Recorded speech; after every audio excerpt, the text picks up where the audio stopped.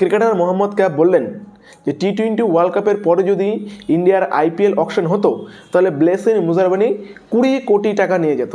মানে এইটা তিনি হচ্ছে প্রেডিক্ট করলেন, কারণ ব্লেসিং মুজারবানি যেইভাবে দেখিয়েছে নিজের নির্ভরযোগ্য বোলিংয়ের উপরে, বিশেষ করে হোয়াইট বলে টি-20তে অস্ট্রেলিয়ার বিরুদ্ধে, সেখানে হচ্ছে শ্রীলঙ্কার বিরুদ্ধে, মানে অসাধারণ। এবং ব্লেসিং মুজারবানি হতে পারে কলকাতা টিমের জন্য তুরুপের তাস, কারণ কলকাতা টিমে অলরেডি দুজন ফাস্ট বলার কিন্তু ছিটকে গিয়েছে।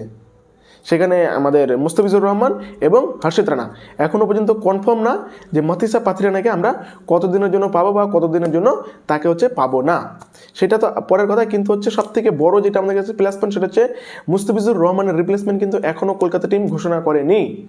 সেখানে ব্লেসিং মুজারবানি হতে পারে মুস্তাফিজুর রহমানের বেস্ট রিপ্লেসমেন্ট, কারণ এই বছর এই বিশ্বকাপে সবথেকে বেশি যদি ইমপ্রেস করে কোনো ফাস্ট বলার, সেটা হচ্ছে ব্লেসিং মুজারবানি। একটা ছোট্ট টিম যে জিম্বাবু 2023-এ ব্যানক্রাফট হয়ে গেছিলো, যারা 2023-24 জুতোতে আঠা লাগিয়ে খেলতো, তারা অস্ট্রেলিয়ার মতন দলকে হারিয়ে দিয়েছে, তারা শ্রীলঙ্কার মতন দলকে হারিয়ে দিয়েছে। এবং এর পিছনে সবথেকে বড় যেটা অবদান, সেটা হচ্ছে কিন্তু জিম্বাবু টিমের বোলিং অ্যাটাক, এবং সেই বোলিং অ্যাটাককে নেতৃত্ব দিচ্ছে ব্লেসিং মুজারবানি। এবং ব্লেসিং মুজারবানি আইপিএল 2025-এ ব্যাঙ্গালোরের সাথে ছিল, সেখানে হ্যাজেলউডের রিপ্লেসমেন্ট হিসেবে তিনি এসেছিলেন লাস্টের দিকে, এবং তিনি কিন্তু ব্যাঙ্গালোরের সাথে ছিল এবং সে শিরোপাটা জিতেছে। এবং ব্লেসিং মুজারবানি প্রচুর প্রচুর প্রচুর ট্যালেন্ট রয়েছে তার কাছে, এবং দেখা যায় কলকাতা নাইট রাইডার্স কি ব্লেসিং মুজারবানিকে রিপ্লেসমেন্ট হিসেবে নেয় কি নেয় না, সেটা হচ্ছে এখন সময়ের বিষয় বা সময় আছে দেখার বিষয়।